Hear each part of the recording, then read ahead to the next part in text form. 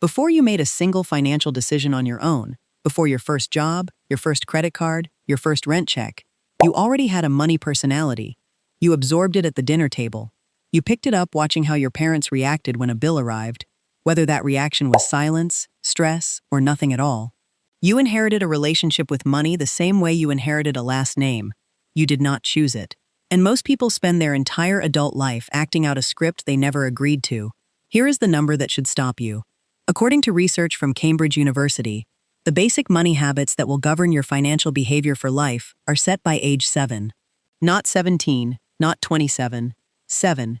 And the cost of a bad inherited habit, compounded over a 40-year working life, can exceed $500,000 in lost wealth.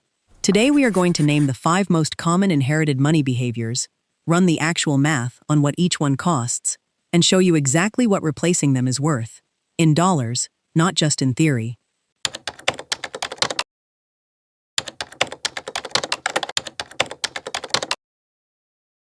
Psychologists use the term money script to describe the unconscious beliefs about money that drive financial behavior.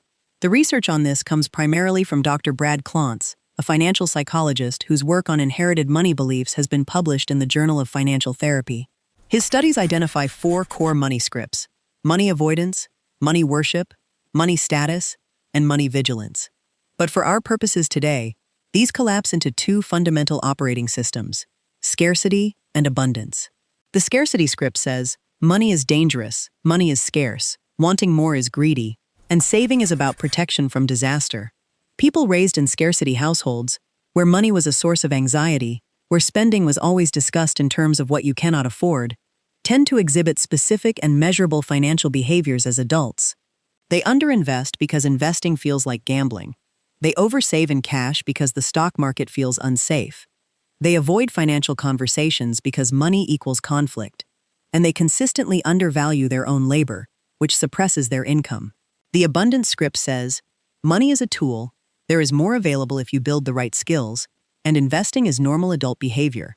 People raised in abundance households tend to invest earlier, carry less consumer debt, and are statistically more likely to negotiate their salary.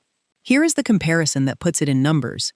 A person with a scarcity script who keeps $30,000 in a savings account, earning 0.5%, instead of investing it in an S&P 500 index fund, earning a historical average of 10% annually, over 20 years, that one decision costs $168,000 in foregone growth.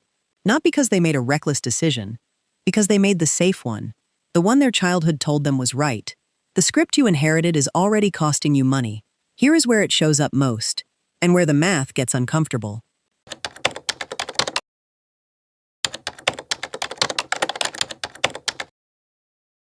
The first inherited habit is the most common and the least discussed: the absence of financial education at home.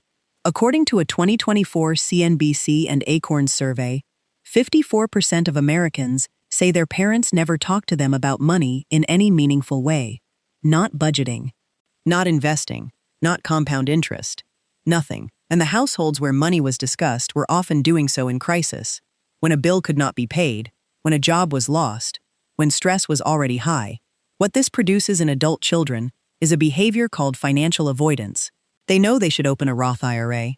They know they should check their credit score. They know they should have a budget.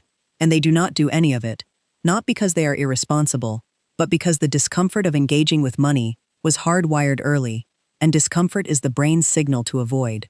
The cost of financial avoidance is not hypothetical. Every year you delay opening a Roth IRA costs you compound growth on the maximum annual contribution of $7,000. At a 7% real return, $7,000 invested at age 25 is worth $52,976 at age 65.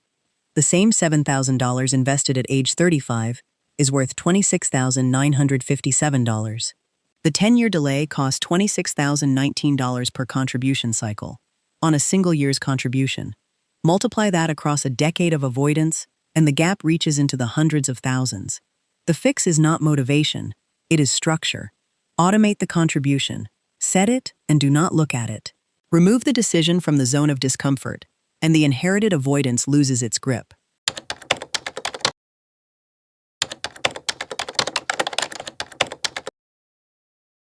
The second inherited habit is your relationship with debt, and this one splits sharply by household. Some families treat debt as a tool.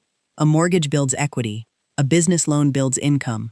Other families treat all debt as moral failure. You do not buy what you cannot pay for outright. Credit cards are traps, and borrowing money is shameful. Both of these are learned responses, not rational analyses. The shame-based debt script creates a specific problem in adulthood. People avoid good debt and accumulate bad debt simultaneously. They refuse to take a low-interest mortgage because debt feels wrong, and then carry a credit card balance at 22% because small purchases feel less significant than a mortgage. The result is the worst of both worlds: no asset-building debt and high-cost consumer debt. Run the math on the credit card side alone. The Federal Reserve reports the average American household with credit card debt carries a balance of $6,501.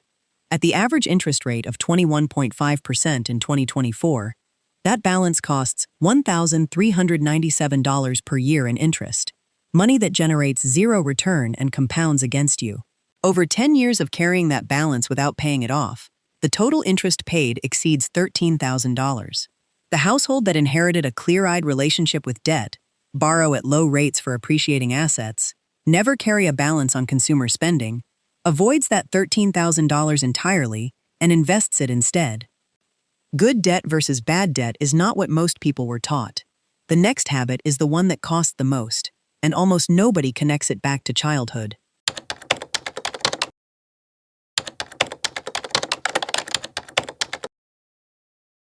The third inherited habit is lifestyle spending, and this is the one that operates most invisibly because it feels like preference rather than conditioning. If you grew up in a household where dining out was a weekly event, where new cars were leased every 3 years, where vacations were taken on credit cards that got paid off, maybe you absorbed a spending baseline.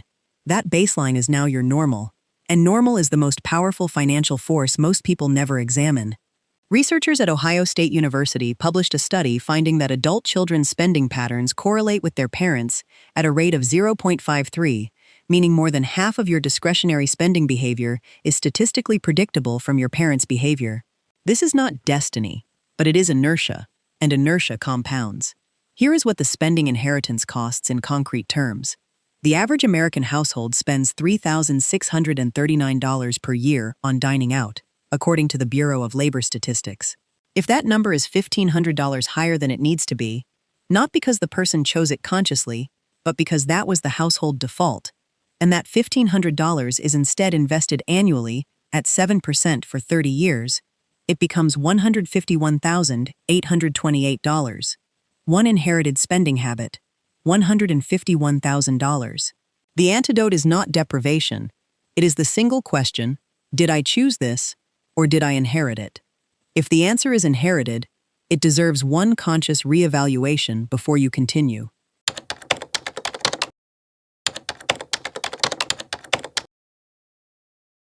The fourth inherited habit is the income ceiling, the invisible upper limit on what you believe you are allowed to earn. Studies in behavioral economics consistently show that children from households earning under $60,000 a year are statistically less likely to negotiate their starting salary, less likely to ask for a raise, and less likely to pursue roles that pay above their household's peak income.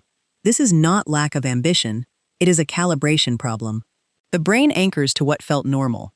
The cost of a single salary negotiation avoided is not small. Research from Carnegie Mellon University found that failing to negotiate your first salary costs an average of $7,645 immediately.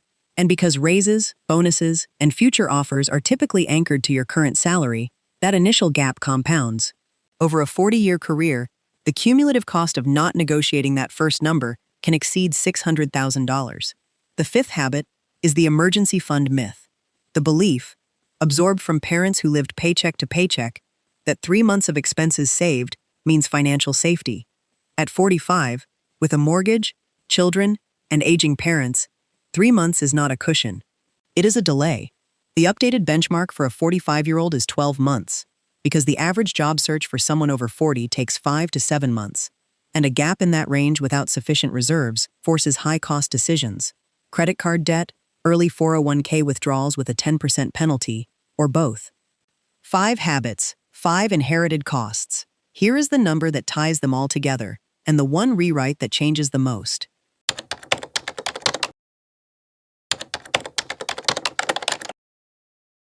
Here is the aggregate math. A person who inherits a scarcity script, avoids financial engagement, carries consumer debt, replicates their parents' spending baseline, never negotiates their salary, and keeps an undersized emergency fund, against a person who examines and rewrites each of those defaults, faces a lifetime wealth gap that research suggests exceeds $1.2 million. Not from different incomes, from different inherited behaviors applied to the same income. The habits your parents gave you were not malicious. They were their best attempt to survive the financial reality they lived in, but their reality is not yours. And the most powerful financial move you can make right now is not finding a better stock or a better budget app. It is identifying which one of the 5 habits you just heard is the one running your financial life without your permission, and deciding, specifically and in writing, to replace it with one that you actually chose. If you want the step-by-step on how to audit and rewrite each of the 5, with the specific accounts, the specific automation, and the specific scripts for salary negotiation, that video is linked right here. And if this one landed differently than you expected, subscribe. We do this every week.